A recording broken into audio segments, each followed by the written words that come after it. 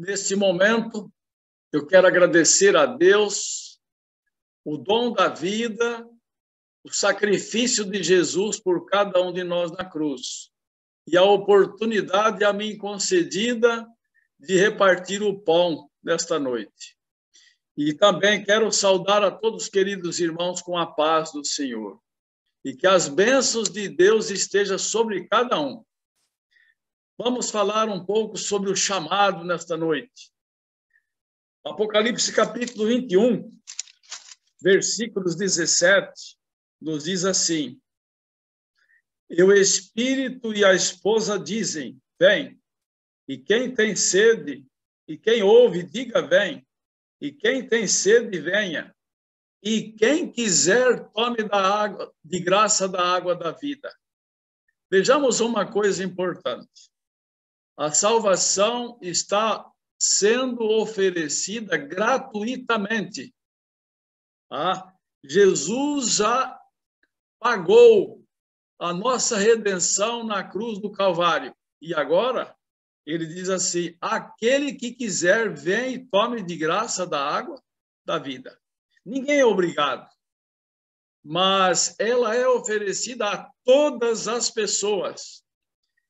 Então, nós vamos meditar um pouco nesta noite na palavra de Deus, algumas coisas importantes no livro chamado Desejado de Todas as Nações.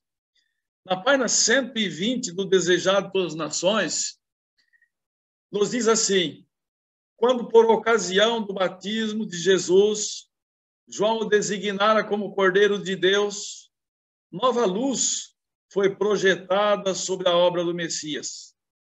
O espírito de profecia foi dirigido às palavras de Isaías, como um cordeiro foi levado ao matadouro.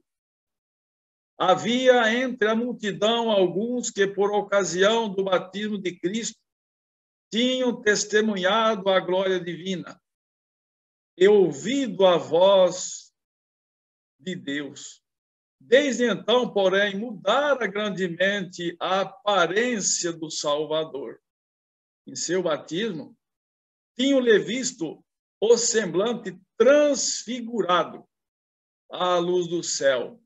Agora, pálido, esgotado, emagrecido, ninguém o reconhecera senão o profeta João. Eu acredito, meus irmãos, que Jesus, ele sabia da estrada que ele devia trilhar e ele estava sofrendo e por isso ele estava muito emagrecido. Ele foi transfigurado, ele foi mudado o seu semblante, o povo nem reconheceu ele, a não ser o profeta João. E ainda diz assim, ao olhar o povo para ele, no entanto, viram sua fisionomia em que se emanava a divina compaixão e o poder consciente. Toda a expressão do olhar, todo o traço do semblante, assinalava-se pela humildade e exprimia indizível amor. Parecia circundado de uma atmosfera de influência espiritual, ao passo que suas maneiras eram suaves e despretensiosas. Imprimia nos homens um sentimento de poder que, embora oculto, não podia inteiramente revelar ou velar. Era ele, aquele por quem Israel tão longamente esperava. Isto é tão importante. Jesus era aquele que fazia muito tempo Israel esperava. Mas sabe o que acontecia? A pregação, a mensagem sacerdotal era sempre para tirar a influência de Jesus. Por isso, dificultava o trabalho. Jesus veio em pobreza e humildade, para que pudesse ser nosso exemplo, ao mesmo tempo que nosso Redentor houvesse aparecido com pompa real. E como poderia ter ensinado a humildade? Como poderia haver apresentado tão incisivas verdades como as do Sermão da Montanha? Onde estaria a esperança dos humildes da vida, houvesse Jesus vindo habitar como rei entre os homens? Para a multidão, no entanto, parecia impossível que aquele que era designado por João se pudesse relacionar com suas elevadas antecipações. Assim, muitos ficaram decepcionados e grandemente perplexos. As palavras que os sacerdotes e rabis tanto desejavam ouvir, de que Jesus havia de restaurar então o reino de Israel, não foram proferidas. Por um rei, assim haviam eles esperado, ansiosamente. Tal rei estavam prontos para receber, mas um que buscasse estabelecer-lhes no coração um reino de justiça e paz, não aceitariam. Irmãos, essa é a tristeza. O que mais o povo de Israel, o povo sacerdotes, os homens do passado esperavam? Que Jesus viesse estabelecer um reino terrestre aqui. Mas Jesus veio estabelecer, onde que ele veio para estabelecer o rei? Mas que buscasse estabelecer-lhes no coração um reino de justiça e paz. Não aceitariam. Eles esperavam que Jesus viesse nascer no meio dos ricos, no meio da nobreza, da pompa, e Jesus vem de uma manjedoura. Jesus, quando disse que era filho, que Deus era o seu pai, eles disseram: nós conhecemos o seu pai é José. Seu pai não passa de um pobretão, e você está dizendo que você é o filho de Deus. Como é triste a falta de fé. No dia seguinte, enquanto 2 discípulos estavam ao seu lado, João viu novamente Jesus entre o povo. O rosto do profeta iluminou-se, outra vez com a glória do indizível, ao exclamar: eis o Cordeiro de Deus. Estas palavras fizeram pulsar o coração dos discípulos. Não as compreenderam plenamente. Que significaria o nome que João lhe dera, o Cordeiro de Deus? O próprio João não as explicara. João apresentou apenas o Cordeiro de Deus, mas até então ele não deu uma explicação.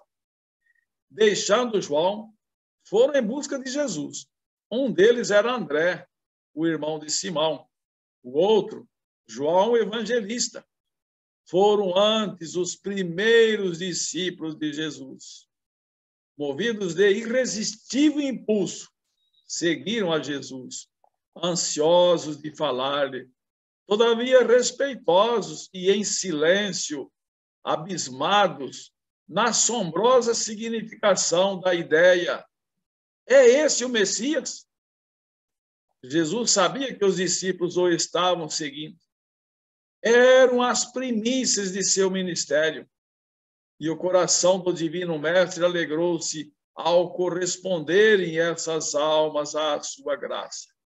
No entanto, voltando-se, perguntou apenas: que buscais? Queria deixá-los em liberdade de voltar atrás ou de falar de seus desejos. Jesus sabia de todos os desejos e anseios do coração das pessoas que o estavam procurando. E, no entanto, Jesus deixou eles livres para escolher segui-lo, para tomar suas decisões. Continuando, diz assim: de um único desígnio tinham eles consciência. Um só era a presença que lhes enchia o pensamento. Exclamaram: Rabi, onde moras? Numa breve entrevista à beira do caminho, não podiam receber aquilo que eles ansiavam. Desejavam estar a sós com Jesus. sentar-se-lhes aos pés e ouvir-lhe as palavras. Ele lhes disse: vinde e vede, vamos para minha casa, vamos ver onde eu moro. Foram e viram onde morava, e ficaram com ele aquele dia. Houvesse João e André possuído o incrédulo espírito dos sacerdotes e principais, e não se teriam encontrado como discípulos aos seus pés. Irmãos, se estes homens tivessem possuído o coração duro dos sacerdotes, não se teriam sentado aos pés de Jesus, não teriam encontrado Jesus como discípulo aos seus pés. Teriam dele se abeirado como críticos para lhe julgar as palavras. Muitos erram assim à porta às mais preciosas oportunidades. Assim não fizeram esses primeiros discípulos. Haviam atendido ao chamado do Espírito Santo na pregação de João Batista. Então, reconheceram a voz do Mestre Celestial. As palavras de Jesus foram para eles cheias de novidade, verdade e beleza. Divina luz foi projetada sobre o ensino das Escrituras do Velho Testamento. Os completos temas da verdade apareceram sobre a contrição e fé e amor que habilitam a alma a receber sabedoria do céu. Fé e amor Fé que opera por amor é a chave do conhecimento de todo que ama, e todo que ama conhece a Deus. O discípulo João era homem de fervorosa e profunda afeição, ardente, se bem que contemplativo. Começara a discernir a glória de Cristo, não a pompa mundana e o poder que foram ensinados a esperar, mas a glória do unigênito Pai, cheia de graça e verdade, absorveu-se na contemplação do assombroso tema. Esse discípulo amado aproveitou a oportunidade, conhecer as mensagens de Cristo, estar com Cristo, entregar-se a Cristo, viver próximo de Cristo e aproveitar todas as oportunidades que pudesse. E agora, continuando, diz mais um pedaço assim. André buscou comunicar o júbilo que lhe enchia o coração, indo à procura de Simão, seu irmão. Exclamou: achamos o Messias. Simão não esperou o segundo convite. Também ele ouviu a pregação de João Batista e apressou-se em ir ter com o Salvador. Os olhos de Jesus pousaram nele, lendo-lhe o caráter e a história, sua natureza impulsiva, o coração amorável e compassivo, a ambição e confiança próprias, a história de sua queda e arrependimento, seus labores e a morte de mártir. O Salvador leu tudo e disse: tu és Simão, filho de Jonas, tu serás chamado Cefas, que quer dizer Pedro.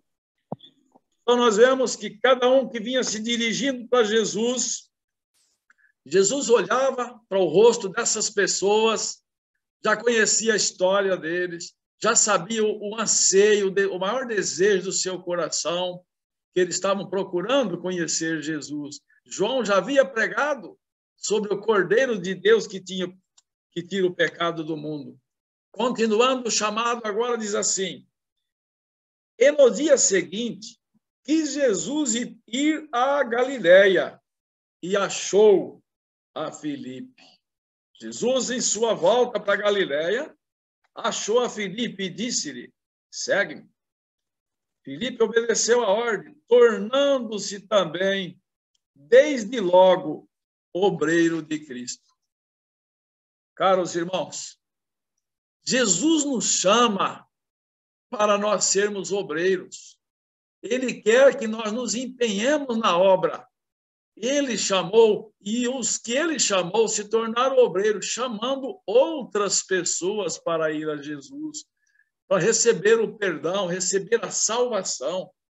Continuando, diz assim: Filipe chamou a Natanael, e este se encontrava entre a multidão quando o Batista designara Jesus como Cordeiro de Deus. Ao olhar Natanael para Jesus, ficou decepcionado. Poderia esse homem que apresentara os vestígios da labuta, da pobreza, ser o Messias? Entretanto, não se podia decidir a rejeitar a Jesus, pois a mensagem do Batista lhe infundira convicção. A pergunta é: por que será que esse seguidor de Jesus ficou decepcionado quando falou: achamos a Jesus de Nazaré?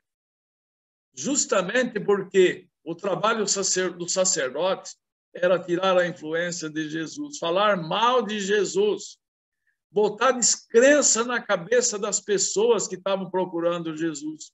Esse era o trabalho da igreja, do ministério sacerdotal. Ao tempo em que Filipe o chamou, Natanael se havia retirado para um bosque sossegado, a fim de meditar sobre o anúncio de João e as profecias concernentes ao Messias.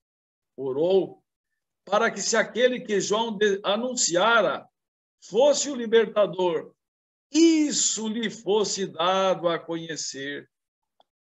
E o Espírito Santo repousou sobre ele com a certeza de que Jesus visitara seu povo, levantando-lhes um poder salvador.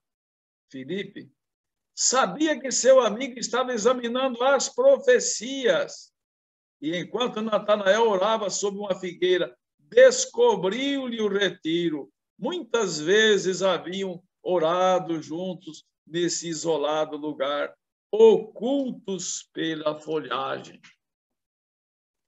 Caros irmãos, Filipe já sabia onde seu amado irmão e amigo estava. Estava lá, debaixo de uma figueira, estudando, examinando as profecias, para descobrir quem era aquele que João Batista havia designado como Cordeiro de Deus. Era isso que ele estava fazendo lá. Ele estava ansioso de conhecer. João apresentou ele que é o Cordeiro de Deus que tira o pecado do mundo. E ele desejava muito conhecê-lo. A mensagem: havemos achado aquele de quem Moisés escreveu na lei dos profetas, pareceu a Natanael uma resposta direta à sua oração. Filipe tinha ainda fé vacilante, acrescentou duvidoso: Jesus de Nazaré, filho de José. Veja, esse missionário é engraçado. Estava com dúvida, mesmo na dúvida, ainda foi convidar o seu amigo para conhecer Jesus. Foi fazer um trabalho missionário, ainda que ele tivesse dúvida. Novamente surgiu o preconceito no coração de Natanael. Exclamou: pode vir alguma coisa boa de Nazaré? Filipe apresenta Jesus de Nazaré. Natanael ficou preocupado: mas tem alguma coisa boa de Nazaré? Um lugar tão corrompido como Nazaré? Filipe não entrou em discussão. Disse: vem e vê. Queridos irmãos, este é o trabalho da igreja hoje. É um trabalho específico, um trabalho especial. Tem que se levantar. Pessoas estão em dúvida. Levante-se, faça o convite. Vem e vê. Foi o convite que foi feito para o nosso congresso aqui de São José do Rio Preto. Quantas pessoas vieram na curiosidade de conhecer a verdade? E, irmãos, só vindo e vendo percebendo a beleza da verdade, vão receber o conhecimento e vão criar confiança na verdade que é pregada. É só desta forma. Filipe não entrou em discussão, disse: vem ver. Jesus viu Natanael vir ter com ele e disse dele: eis aqui um verdadeiro israelita em quem não há dolo. Surpreendido, exclamou Natanael: de onde me conheces tu? Jesus respondeu e disse: antes que Filipe te chamasse, te vi eu estando tu debaixo da figueira. Foi o suficiente. Precisou mais alguma coisa para Natanael? Foi o suficiente. Eu vi você debaixo da figueira antes que Filipe te chamasse. Eu estava lá olhando você. Eu vi você lá estudando as profecias, orando, pedindo a Deus para que fizesse conhecer quem era o Messias. Foi o suficiente. O Divino Espírito que dera testemunho a Natanael em sua solitária oração sob a figueira.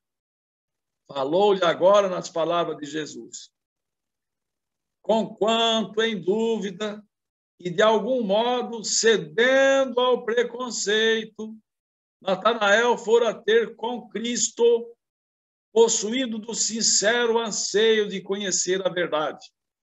E agora, seu desejo foi satisfeito. Sua fé foi além daquele que o levara a Jesus. Respondeu: Rabi, tu és o Cristo, tu és o Rei de Israel. Irmãos, essa é a bênção de quem vem conhecer a verdade, daquele que foi buscar a Jesus. Quando ele teve um encontro com Cristo, foi o suficiente. A fé de Natanael foi maior do que a fé de Filipe.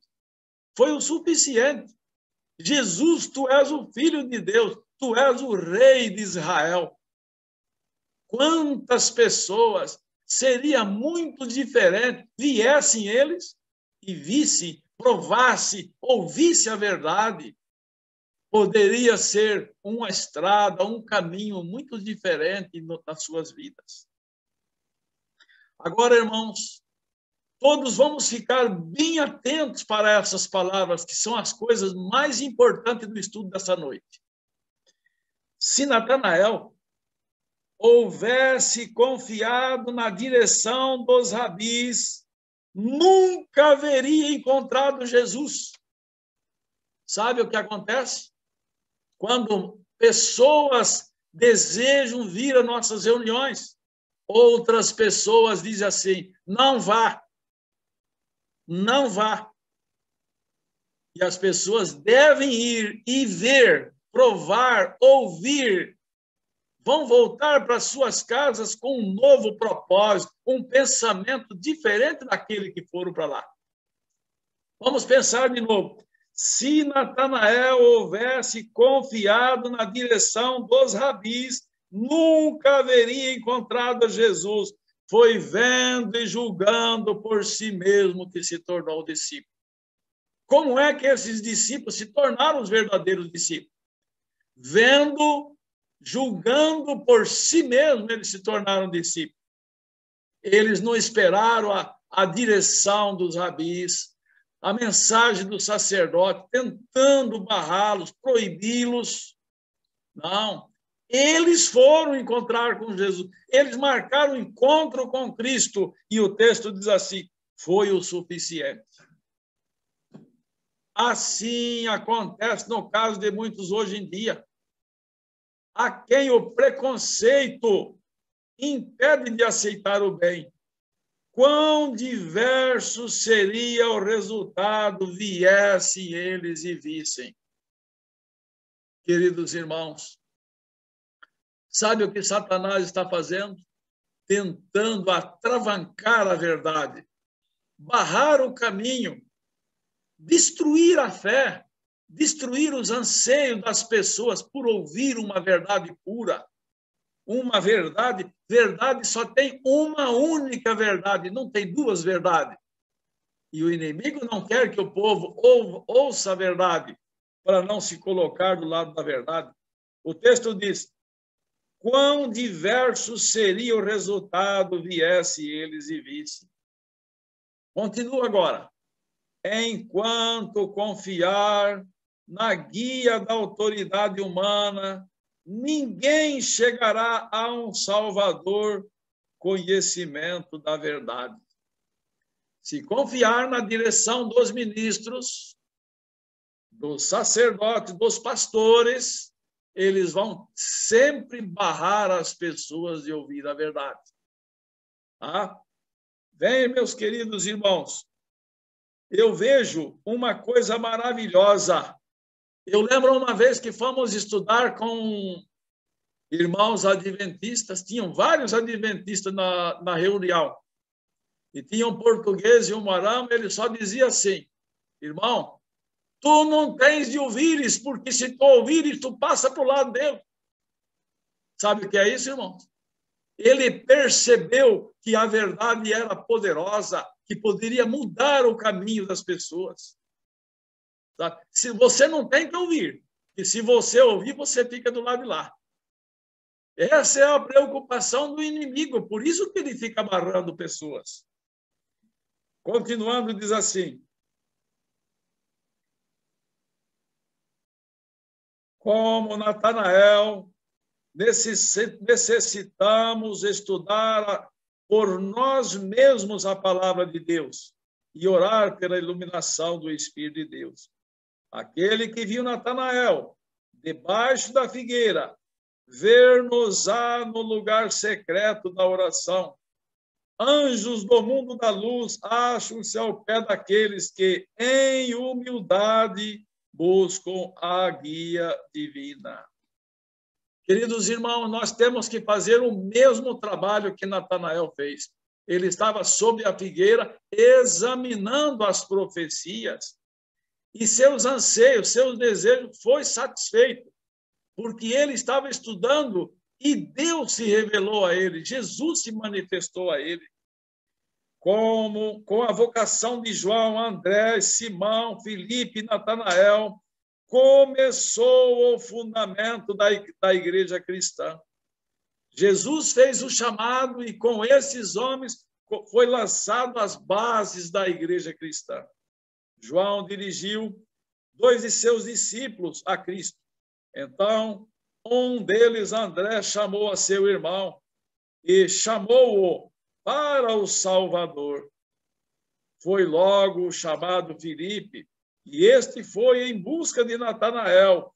Estes exemplos nos devem ensinar a importância do esforço pessoal, de fazer apelos diretos aos nossos parentes, amigos e vizinhos. Existem pessoas que, durante uma existência, têm professado estar relacionadas com Cristo e, todavia, nunca fizeram um esforço pessoal para levar uma alma sequer ao Salvador.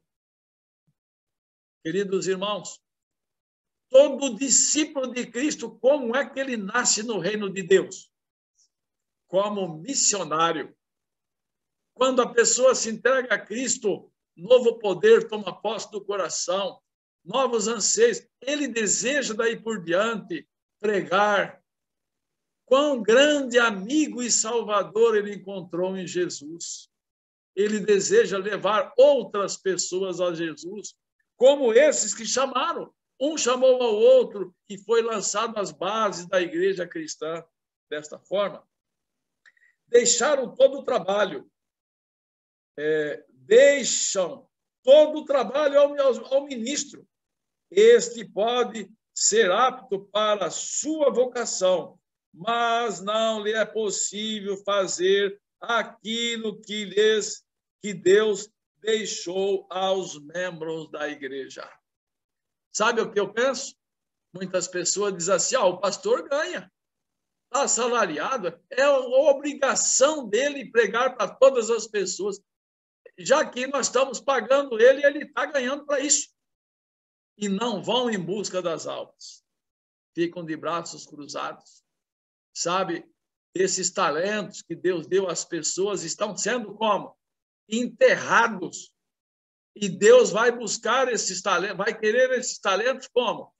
Com juros. Continuando, diz assim: muitos há que necessitam do serviço de amoráveis corações cristãos. Tem se imergido na ruína muitos que poderiam ter sido salvos, houvesse seus vizinhos, homens e mulheres comuns, se esforçado em benefício deles. Muitos há à espera de que alguém se lhe dirija pessoalmente.